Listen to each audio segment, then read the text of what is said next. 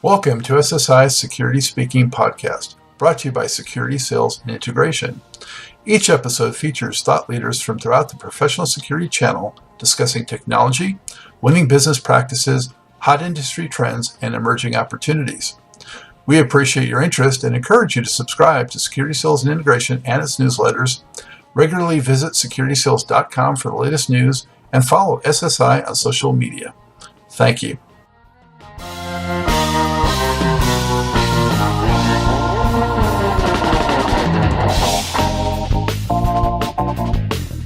So let's start off just where you state your name and your title, company, and a little background on both yourself and your company. So let's start with Allison.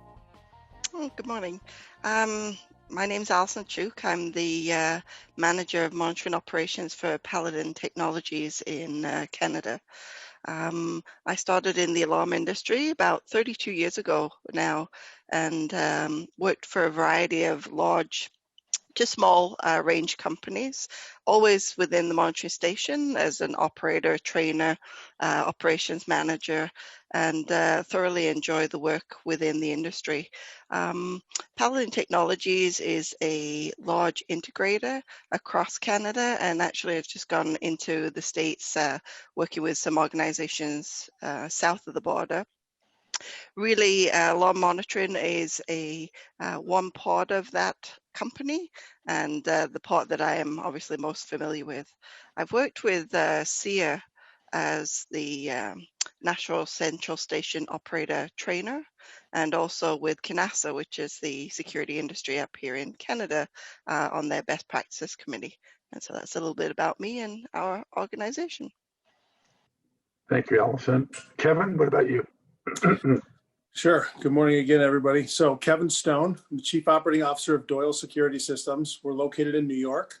We've got 7 offices across the state of New York and Northwest Pennsylvania. So there's a town called Erie, Pennsylvania, which is about an hour north of Pittsburgh. We're there, and then across New York. So been in business for a little over 100 years, predominantly focused on electronic security and life safety. We do have our own UL listed central station. We monitor for about 100 alarm companies. You know, that's not our primary business. Our primary business is to monitor for our customers, but we do some wholesale monitoring for about 100 companies. So we have a little bit of both. Very good. David? Hi, I'm the Central Stations Manager, David Velasquez, for ABF Security. We're a Central Station, or actually a whole dealer here in St. Louis, Missouri.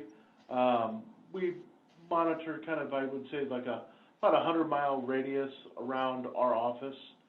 That's the main bulk of what we've got as far as monitoring. We do not just monitoring, we do access control, camera systems, smart homes, a lot of AV telephone, or I'm sorry, AV system setups for customer sound systems. We only monitor our accounts. We don't have any dealers with us. It's all ours here locally. So we've been here in the St. Louis area since the mid-'70s. I've actually been in the industry for now about 2.5 years, so I'm the kind of the new guy on the block when it comes to alarm systems. So I've done a lot of call center technology stuff before this. Worked for Comcast, ran about a 900-seat call center over there. So going from that to, focusing really on just, our core base of customers here instead of doing national, kind of a change. But, yep, that's what we do here at ABF. Thank you, David. Jeff? Yeah, I'm Jeff Cohen with Quick Response Monitoring, located here in Albany, Cleveland, Ohio, relatively close to Doyle. Quick Response is a wholesale central station, called Mid-Markets Wholesale Central Station primarily. We have around 500 or so alarm dealers that we monitor for. We also have a small retail alarm company that we have had for about 50 years now. We are a multi-generational family business. Been around since we started in end of 1969 as a Sonatrol franchisee and expanded since there. So our retail operations are primarily focused in Northeast Ohio. Excellent. Okay. So as we go through this, it's meant to be fairly interactive. So if somebody brings something up that piques your interest and you want to chime in with a question to them or add something, feel free. I encourage that. So the pandemic, how has it most impacted your company, for the year, and what is your outlook moving forward? So let's just go back again and start with Allison on that one. I think the pandemic really highlighted in our organization a couple of things. Obviously, having to move most of our operations remotely, and at this point, we're sat at about 90% of our operators that are working remotely across sort of British Columbia. Really taught us not necessarily about the technology that we needed to use and practices that we needed to change internally, but it taught us a lot about the people that were working for us. It showed us the resilience of those people, but it also showed us how working as a team is really key to working in a monitoring station. And so whether it be, the isolation or being able to feed off of the person sat next to you when you're on a bad call, they really needed to have that team environment. And so we had an employee wellness committee that was created by peers, so peer-to-peer, to enable them to really be able to communicate with each other throughout the day. We'd had some pretty strict policies about internet usage and chat usage and instant messaging prior to the pandemic, and a lot of those have changed recently to allow people to be able to continue to be in communication with each other, be able to get that support from other team members within the station. And I think what we've learned most during this pandemic isn't what technology we can put out there, because we're quite good at that. It's our people and how much we truly rely on their ability to come to work, whether it be remote or not, and work with each other as a team to get the job done. So. And what about in terms of looking forward from now? How's your outlook? Yep. So, our outlook's definitely positive. I'm curious to see going into 2021 what the remote worker will look like for a monitoring station, if in fact that becomes part of or a hybrid model to a UL or ULC monitoring station. It certainly opens up the ability to have a candidate pool much broader than where we sit. Our main station is on an island, and so we're very limited in especially language skills. And so, I really hope to see that a remote worker continues to be an option going into 2021 and beyond that, so that it allows us to really diversify some of our staff pool further than we currently can. Did it affect attrition at all that you're aware of? It didn't, because we are mainly not in the residential and small commercial market. We monitor for other dealers in that market, and certainly we see that they have been impacted by that. Businesses have shuttered, and we did a fair amount in PERS, so mobile PERS. That tended to increase as people were worried about their loved ones that were home alone out of province, as an example. But large commercial, the work is there. The challenge is getting to the work and getting on the job site and being able to do that work. So I think the work is certainly sat pending, but going ahead and rolling with some of that work has certainly been the challenge. Mm-hmm. Thank you. Yeah. Kevin, what about you and your company? Yeah, so I would say that working from home and transitioning to that type of an environment was a challenge, and it was something that we were able to do pretty quickly. The technology's out there, and thank God for that. I think of this from the perspective of, had this whole thing, the pandemic, happened a decade or more ago, I don't know that we would have been positioned very well to send people home. Yeah. The technology was in its infancy at that time, and so we're lucky to have it happen when it did happen, from my perspective. We've had a lot of success with people working from home. It's generally worked pretty well. I think that by and large, we've been able to get the vast majority of what we need to get done taken care of, as far as getting work installed and invoiced and taking care of the customer. That's all worked out pretty well.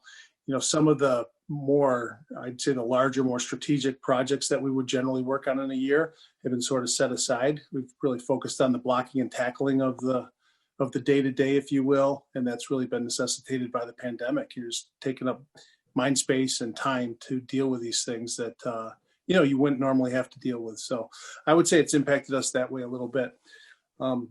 Externally, we've had to focus on, obviously, PPE out in the field with our technicians.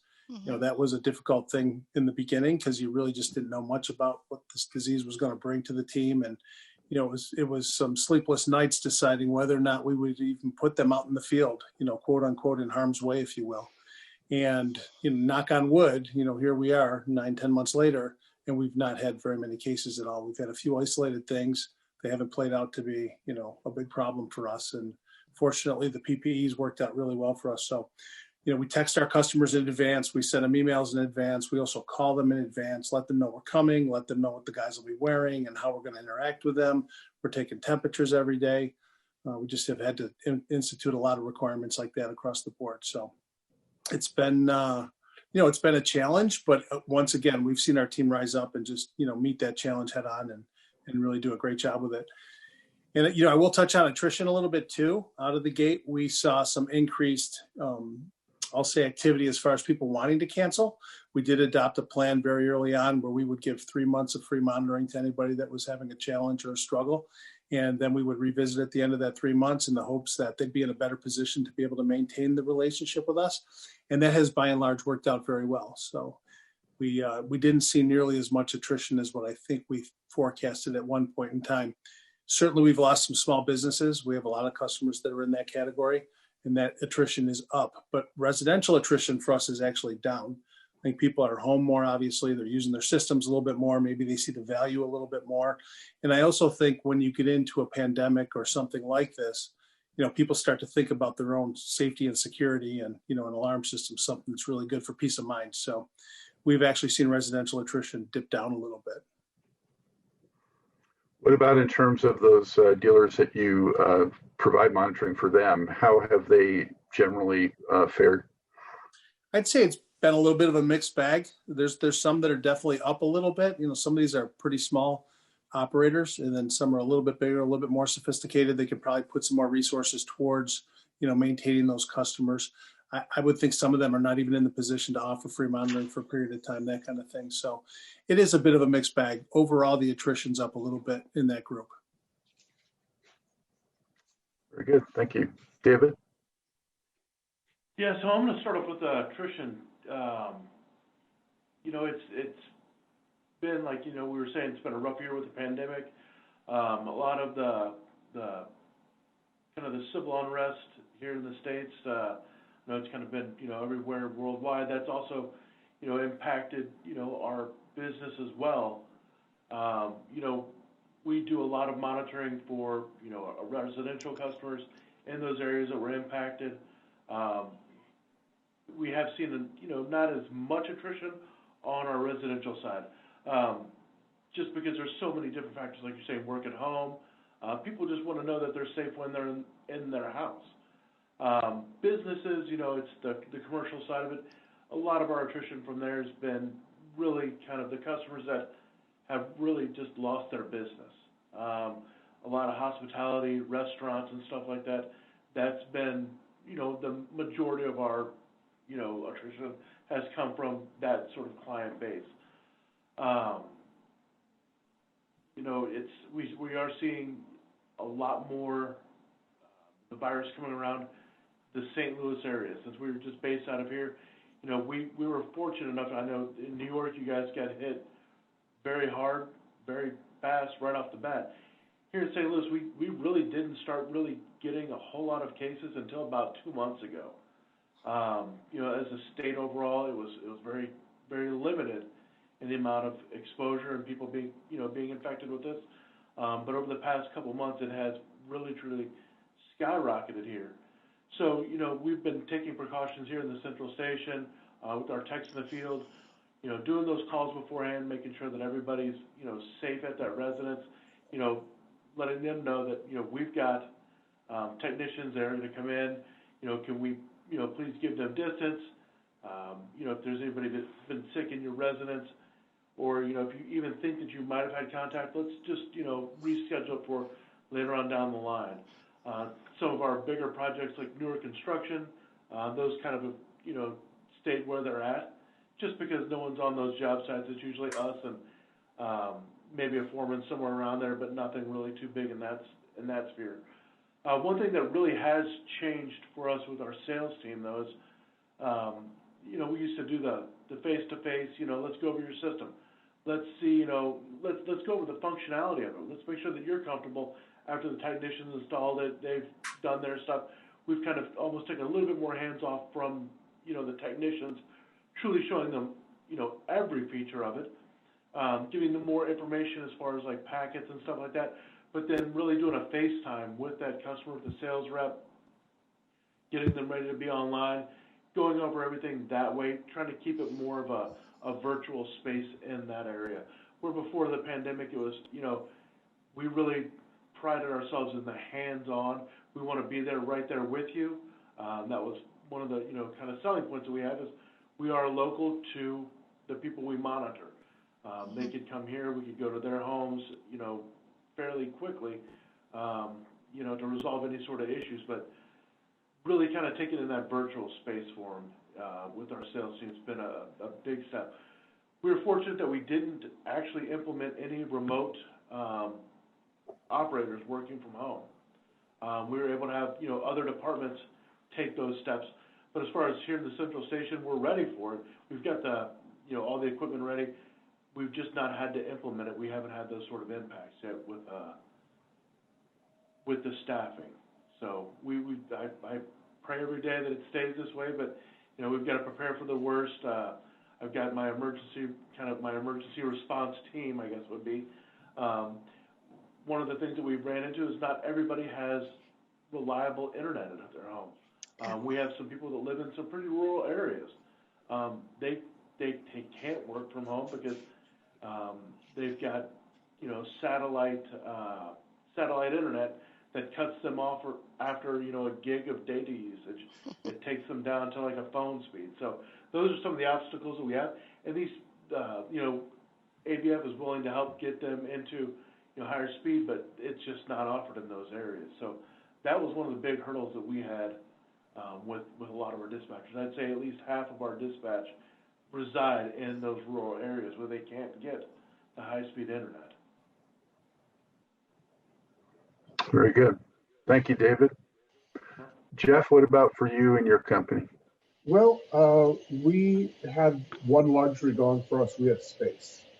We chose to keep our operators and our central station in-house because we had the space that we could move people around the building.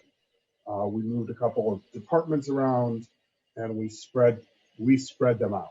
We spread out the operators and their staff to maximize the amount of space between them to ensure that everyone stays safe. And that's, I think, been very helpful, has been very good for us. I don't know, I've never been a big fan of remote work. We're all geared for it. That should we decide we need to send people home or have additional people log in remote, everything is there ready to go. But we chose, some central stations went almost 100% work from home. Some did a hybrid, and some did what we chose. We keep that side of the building, the central station facility side of the building, pretty isolated. Essentially, only one person, if you work in the central station, you come and go from the central station exit to the outside world. If you don't work in Central Station, there's no reason for you ever to go into it. You have people like myself who would traditionally, I'd be in Central Station every day, if nothing else, to say good morning, to say good night to all the shifts, and haven't been able to do that for 9 months. And it's unfortunate. I think, and honestly, I think that's been one of the biggest challenges for many of us is the team, the team building things that we used to do. Whether it's as simple as just bringing in a lunch bringing in lunch for the operators, or doing some team building exercises. Some of those things you cannot do. Yeah, you can. We are still finding ways to do some of that. If we're going to bring lunch in, great. We bring lunch in. Everything is prepackaged lunch. There's no buffets, no nothing like that anymore.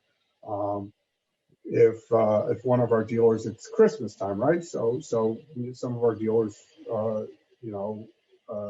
want to send food or whatnot to the operators as a sign of appreciation. And we have asked them to make sure that they coordinate with us instead of just sending us most of them call and say, hey, what can I send? If you're going to send, candy or something like that, which the operators appreciate, please send something that is already individually packaged. Yeah. No plugs, but like cookies or something like that come in individually wrapped. So those kinds of things to try to keep, some sense of normality. But that's been a big challenge for us is trying to keep the team as a whole company intact. But other than that, otherwise I guess I'm repeating what everyone else has said. Is we've all had our challenges. We also have been lucky that we've only had one case and one COVID case, and it was caught early, and the operator did the right things, and it did not spread across the building. So. Jeff, what about in terms of the dealers that you serve? What is your sense of how they fared overall, and were there some extreme cases and that had hardships, and also some cases where maybe they thrived during this? I guess like others, have probably been a pretty mixed bag. We have not seen anything unusual in terms of numbers, right? I think the rate of growth amongst our dealers is generally slow, but I don't think we haven't seen anything, any big spikes or dips, in aggregate. There might be a couple of smaller dealers have had more hardship than some of the bigger dealers. I don't look too deep into those numbers because dealers change all the time. Dealers' numbers change all the time. They add a couple here, they drop a couple here for whatever reason. We don't really get into it. We don't get into that. We are not a PERS central station, so we haven't seen any changes there. We are seeing more interest in the remote video side of the world of what we do, but that's a different sales cycle, and that's but again, nothing dramatic or nothing unusual. The one thing we have seen is that we have seen a little bit of an uptick in some of the dealers looking to sell. Some of the older dealers were here in the Midwest, we're in a more mature part of the industry, I would say. I mean, it just seems to me that the Midwest seems to be an older part of the industry. And so we are seeing an uptick in some of the dealers, especially the smaller ones, saying, I think I've had enough. I don't, and I have heard some dealers, again, where their technicians, they can't do their work.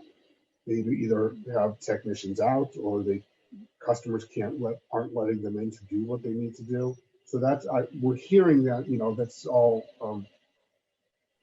third party in terms of what we're hearing. And so, but it hasn't really affected us directly as much.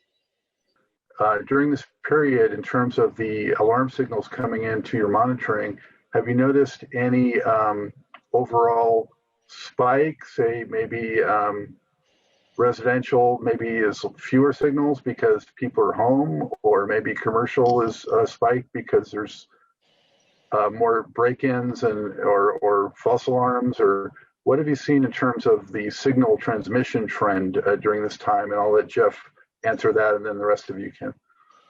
Here's what I'll tell you. I think a couple of things have happened. We've seen operator-handled events drop precipitously.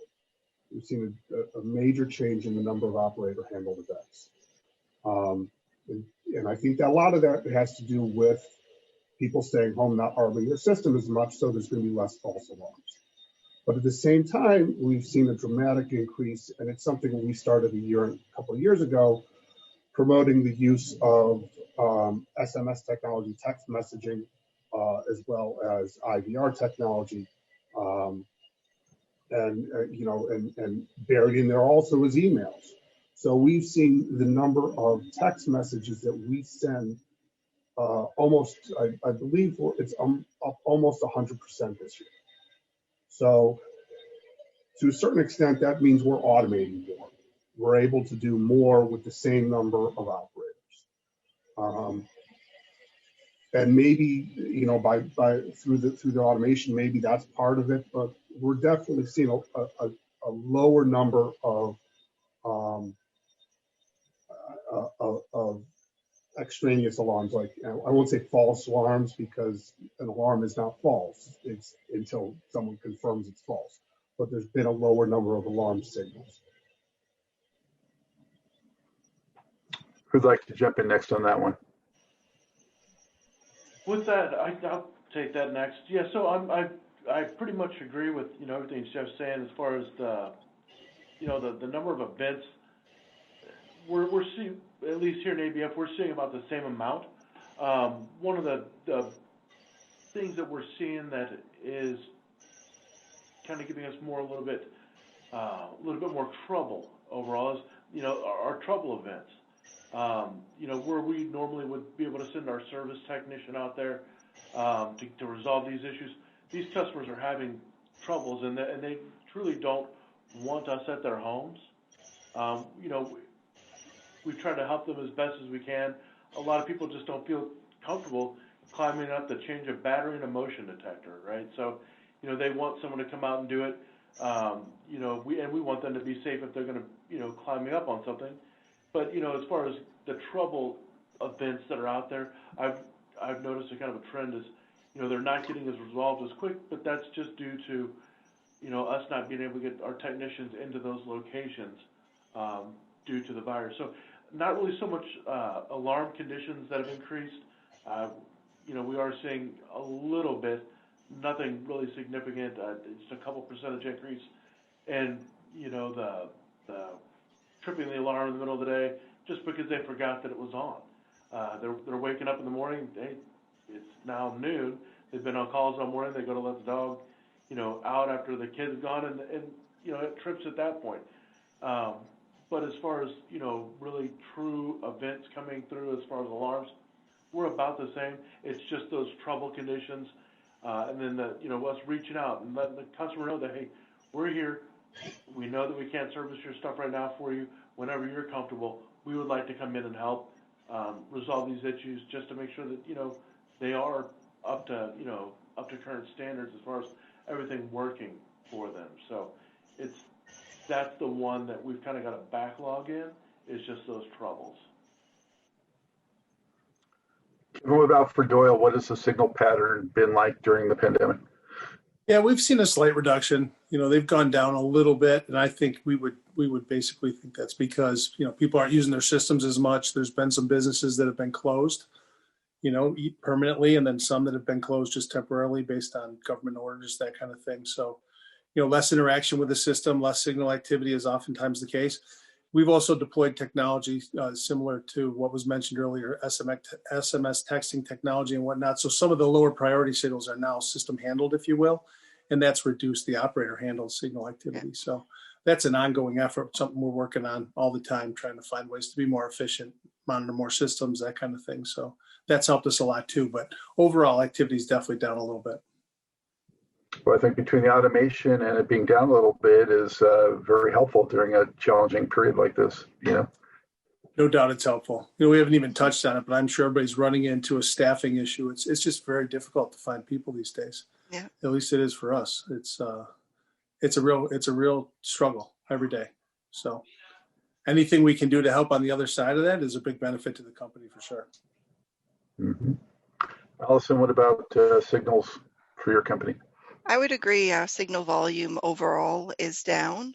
What we are finding, however, is our time of day busy events has changed. And so my son just went to work. And so that certainly has impacted our staffing needing to be more staffed at different times of the day than we traditionally would have been. The other thing that we did see, especially over the summer months, it seems to have alleviated a little bit now, as businesses started to reopen. We started to get more and more activity that was actual events. And so we did see a significant uptake over the summer months, especially in actual events, so B&Es and even panic alarms and holdups, those sorts of things. And so that was a little disconcerting. The other thing we joke about is, we had a huge increase in residential fire alarms as all those husbands went home and started to learn how to cook. Yeah, David, you bring up the 3G sunset. So for everybody, how comfortable are you feeling about that? Right now it's looming a year from February.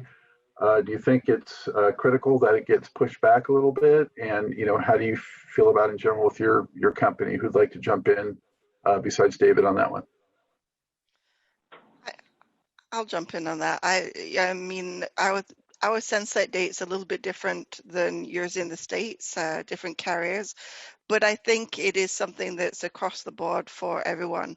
The challenges that we're currently having with telephone lines as fiber gets installed across Canada, as they're changing out the old Nortex switches and creating all sorts of havoc in communication paths. Adding on top of that, issues with having to now upgrade and change out cellular units as well, it becomes, it really makes you look at what paths are available that are long-term for customers. And so, transitioning people to IP active polling, especially for fire alarm systems, certainly has become more of our norm. Making sure that there is always a dual path available to you so that you have the ability to lose one of those paths without losing communication completely to that customer. But I think just educating your customers on the fact it used to be if they kept their own phone lines, they were fine. If the station managed their phone lines, they were fine. Now it's that in-between path that none of us have control over. And I think Canasa, we started working with the telecoms across Canada to come up with and understand what their path forward is, not so that we can change it because we know we don't have the power to do so, but so that we can be at least a little bit more prepared as they make these changes and understand what it is that they're doing, whether that's cellular or telephone lines. Thank you. You're welcome. Kevin, or do you want to chime in on that at all? Yeah, sure. I do believe that it's critical that the date get pushed back. I think that it was a daunting task to get it done pre-pandemic, and I think the pandemic has brought some other challenges, and you focused on some other things, so it's been difficult. I think the industry's behind in getting those radios switched out. We're about 45% into what we have to do. We've got thousands of them out there. So we this year decided to hire individuals specifically and only to go after upgrading radios, and think that's the only way we can get after it. So that's what we're doing. We also deploy 2 technologies for every customer. And if they're not interested in, like internet/GSM or internet/AES radio or another option, then we actually have them sign off that, they just want one path of communication. Thought being that, when the next level of 3G radios goes away, we'll have something else in place that could work. At least it'd be part of the time. I mean, none of these are foolproof. So we think it's better to have 2 sources of communication. That's what we're really trying to push all of our customers towards. Yeah. So 3G. How do you position it with your customers in terms of cost, Kevin? Yeah, we started out where we've got a dollar amount that we charge the customer, and we generally are getting it from most of our customers. For commercial especially, it's just not that big of a deal. For residential, sometimes you get a little bit more pushback. We set it up in such a way, we went in and we identified all of our customers and set a work order in the system for them, so that if we were out there for something else over the next, going back a year and then a year forward here, if we were out there for something else, we could tell them it would save them the service call, which is, about $100 savings. So that really motivated quite a few people. And that seemed to have worked out pretty well. But as you get deeper down into the list and you get people that have already turned you down once or twice, it gets more and more difficult. We ultimately, I don't want you to print this, but we ultimately will reduce that pricing. And the last time we did this, when we got rid of 2G, we got down to where we were doing it at no charge for customers. The other thing that we do is we offer two different options, right? You can pay a flat fee, which I think is just about $200, or you can pay it's either $5 or $7 a month for the rest of time. And it kind of future-proofs you against any sort of an upgrade that would happen going down the road. We did that last time too, and about 40% of our upgrades that we did last time were people that, have to have it done again. And now because they were paying that additional monthly fee, it was just covered. So that became pretty easy. You call them up and say, hey, you bought the service from us last time and your radio needs to be upgraded again. And, it's all included. So. Do you think people are, sorry to interrupt, do you think people are more aware of the need to upgrade based on, you think your cellular phone, how many people have the same cellular phone that they had 2 years ago, 5 years ago? I mean, the thought process of upgrading has become something that people recognize as a necessity in today's technology. I think whether they want to pay for it is another story, but I think people understand the fact that technology is moving at a faster pace and that they need to continue to move with it in order to stay current with that technology. I think that's a great point, but I would also say that your comment about whether or not they want to pay for it really comes into play pretty quickly, because we get calls every day from customers that say, your alarm system's broke, can you come and fix it? And I try to understand, where does that mentality come from? Your car breaks down, you understand you're going to have to pay to get it fixed. Right. Your alarm breaks down, they tend to think that we're supposed to fix it. I think it's because we charge them that monthly fee. And whether they have a maintenance agreement or not, they sort of feel like, it's kind of like your internet provider. If your router goes down or your box goes down, generally you can get that repaired at no cost to you. So I don't know. I mean, fortunately, we can thank, as much as I'm not a big iPhone guy, but we can actually thank Apple for this, for easing it for us. For a number of years, every 2 years, you got yourself a new iPhone, and they built the cost of it into your monthly fee. And now the carrier said, hey, we're no longer going to be subsidizing a $700 or $1,000 phone. So now you get now it separates the fees out. And so I think that has helped customers realize that, you got to pay for new technology. I don't know how many of you guys have seen or heard your customers say, my alarm system's been installed for 30 years. It's had no problems for 30 years. Why should I have to pay for something new now? Yeah, it's true. And where's quick response at with the transition, Jeff? Well, again, fortunately for us, since we're primarily dealer-based, I hate to say it, it's up to the dealers. The other day, the TMA had a webinar on exactly on this issue, this transition, trying to encourage Congress to get AT&T to extend the shutdown date for whatever, 9 months, I think. And the numbers I think that someone was saying was staggering, the number of radios that are still out there. So I think there's very much a challenge right now for everyone. And I know for our limited number of retail subscribers, we've seen the problems where we can't get sometimes we can't get the radios from the manufacturer, or the manufacturer. We've seen unusual levels at times of defects from one or more of the manufacturers. Defects in the sense of the radios aren't bad, but they do things like go to sleep and don't really wake up. We've seen little, so from our retail operation, we've seen some of that, and it's been a challenge, especially when you go back. I imagine, I mean, I imagine Doyle specific, you guys have probably been going, you know, probably 5-10 years without putting phone lines in. And I think that's most alarm companies, I think, have been said no phone lines a number of years ago. So all new subscribers for the last X number of years have been on cellular. That's a lot of radios.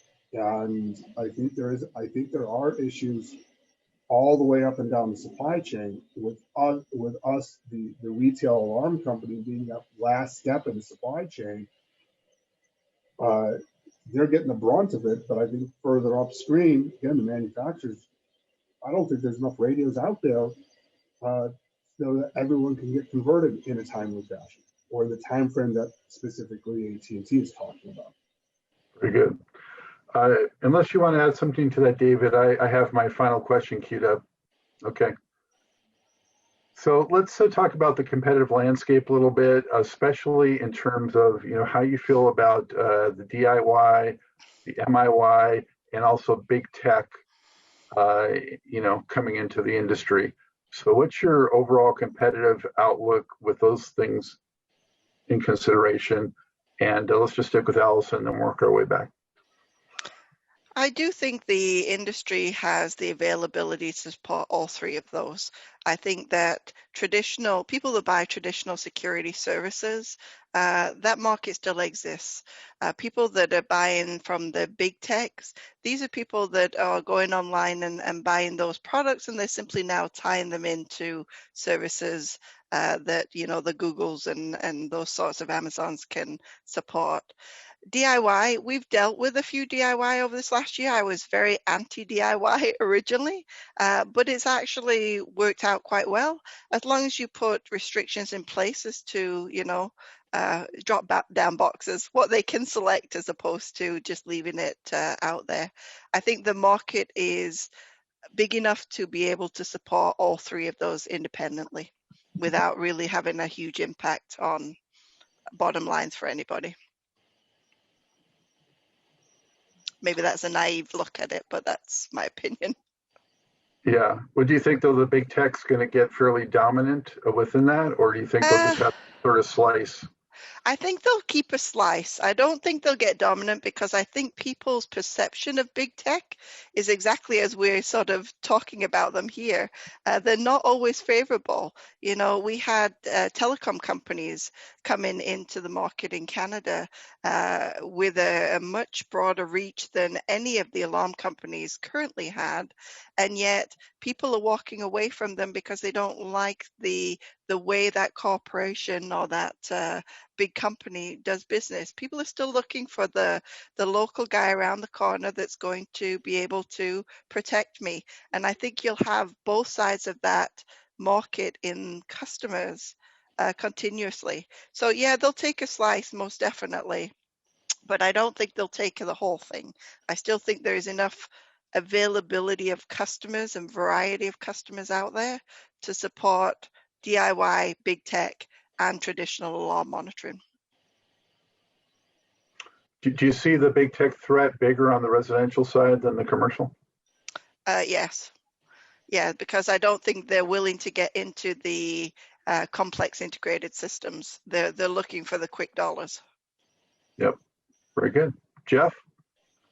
I gotta dovetail on what Allison is saying, and I think she's hit the point. I guess many of us remember AT&T in the alarm industry in the mid '80s, and then out, and then back in the mid '90s with after the Ameritech SBC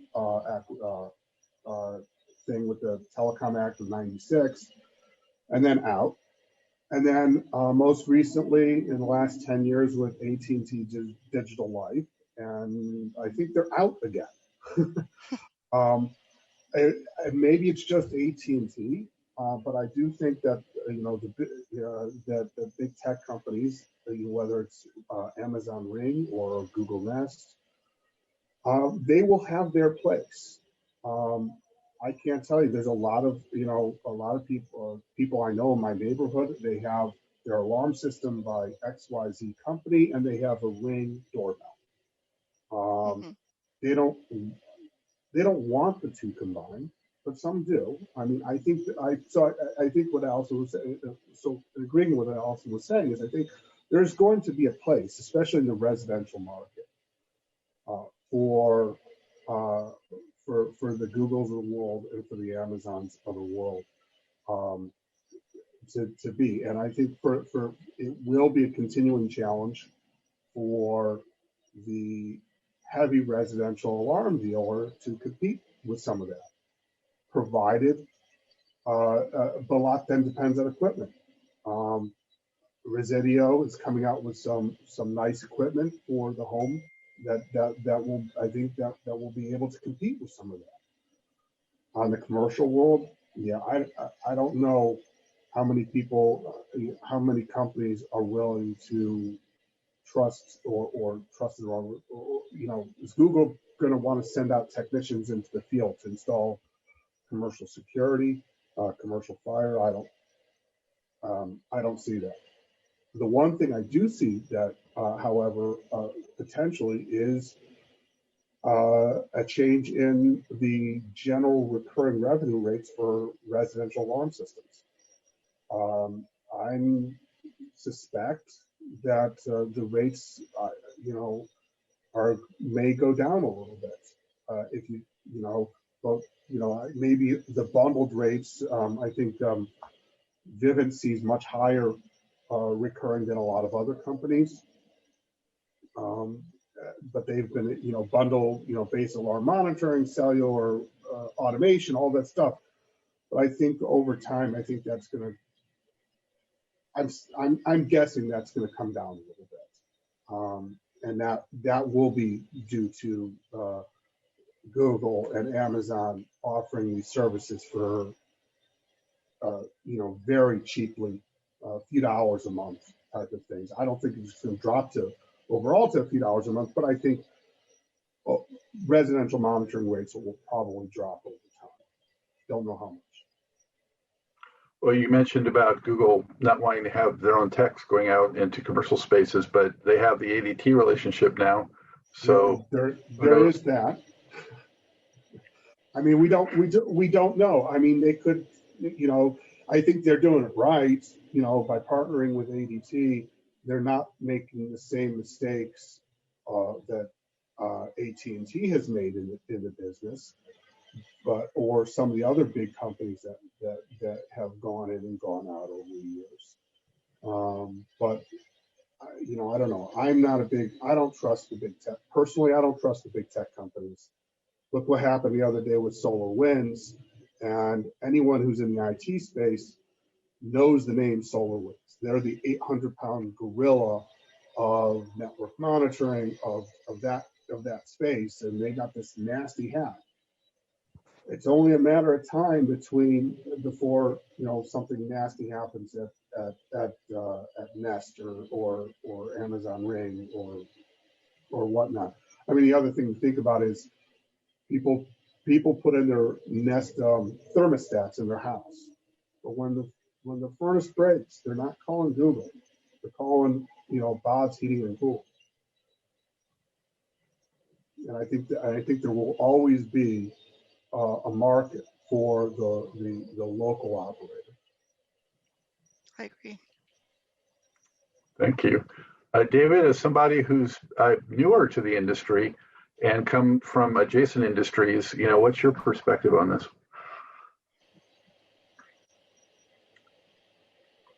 Oh. Not hearing you. Sorry, can you hear me now? Yes. I did the mute thing. I'm the guy. I get the award today.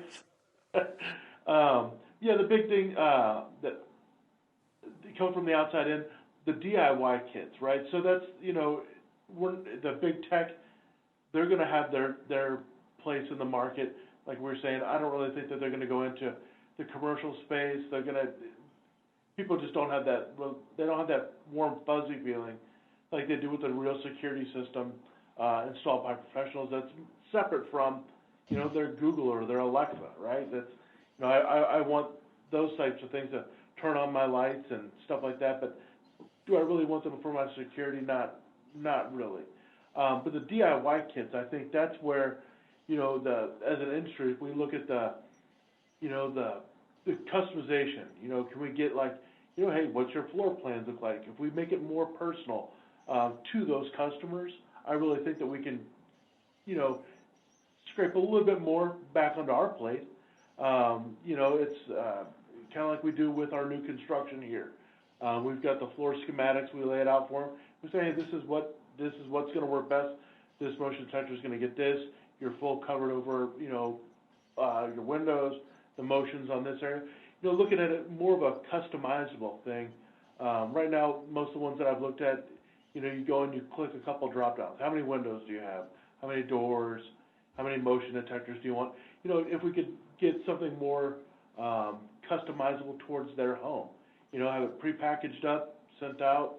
Yes, it's going to be like the peel and stick type situations with most of those sensors, but giving them that option to kind of really build it really customizable to their residents. If we had floor plans, even if the salesperson goes through, yes, let's take away the automated part, because that's what most of those DIY kits are. It's just you go into a website, you go in, you purchase it there. Well, if you get to talk to an actual sales rep, and hey, walk me through. Let's see what if you feel comfortable, let's walk through, do a camera view of what your home looks like. Yeah, we can install the motion detector up there for you, or we could get one set up for you on that one, and really taking it into that market. And that's what I've kind of asked the owners here at our company is if we took it into that realm, because we're really about the customer interaction and that personal touch to the alarm system. So instead of just clicking a drop-down box to pick what you want, let's really look at what would be best for those customers. So I think that's really the DIY part. That's where I think, as alarm companies, I think we're going to kind of, move into as far as doing prepackaged kits for them. Yeah, I think on both sides of that, it's about offering that for those types of customers, but also maintaining the competitive edge that the best security companies have always had in terms of tailoring and customizing solutions to that particular customer, which the big tech companies will always struggle with, or the larger companies like Allison was mentioning too. Mm-hmm. So thank you, David. Kevin, let's bring us home on this topic. Yeah, sure. I'll start with big tech. I think it'd be foolish not to look at it as a bit of a threat, if not more than that, although I do see a lot more opportunity than I see a threat here. We did see, as was mentioned, the phone companies came in and then they all got out. Then the cable companies came in, they've largely all gotten out. And I think it really came down to a couple of things. Our space is not big enough to really attract their attention. And you would think that, I know that a lot of the cable companies thought that they could reduce their attrition, and that really didn't play out for them. I don't think they did reduce their attrition all that much. And I think that their inability to service a customer the way a security customer demands to be serviced is a huge roadblock for them. It makes it very difficult. It's a big barrier for them to get past. So I think that we'll continue to see, these big tech giants get into the space for sure. But I think the awareness that they'll bring to the industry and to what we're doing will help us more than it'll hurt us. They say a rising tide raises all ships, and I kind of look at it that way. I feel like, they're going to pour tons of money into advertising. It's going to be a component of what they do. And yet when people get right down to it and they look at it, they're going to say, I take my security pretty seriously, especially residentially. And I want an expert. I want a professional. I want it done the right way. I think for a long period of time, we're still going to see that behavior from a consumer. As far as DIY and MIY, we're monitoring both very closely. I do think there is, much the same as was mentioned earlier, I think there is room for all those different technologies and those product offerings, if you will. But I also believe, we get quite a few phone calls from customers that have tried that and it hasn't worked out for them. They're not experts in do-it-yourself or even monitoring it yourself. I mean, monitoring it yourself sounds really great until you're on vacation and you can't do, what do you do with the signal activity? You just start calling people up and hoping that you've got a neighbor that can run out there and verify if there's a fire or not. I mean, it's just not nearly as good as what we offer, in my opinion. So we've seen consumers that have gone out and bought some of these do-it-yourself or monitor-it-yourself camera systems or alarm systems, and then they come back to us and say, you know what, tried that, done that. It didn't meet my expectations, and now we really want you guys to come back in here and take care of it. So with that said, I'm not naive enough to believe that there aren't going to be some people that it works just fine for them. I think, the millennials and the way they go about purchasing things and, the way they use their smartphones, and it's going to evolve. And I think that they'll, the take rates on that kind of offering will go up. I do believe that to be true, but I don't think it's going to get after, our core business. And I think that'll stay in place for quite a period of time. So I guess in summary, yes, I see a threat from all three to an extent, but I see a much greater opportunity. Very good. All right. With that, we're going to close this up, but thank you, everybody.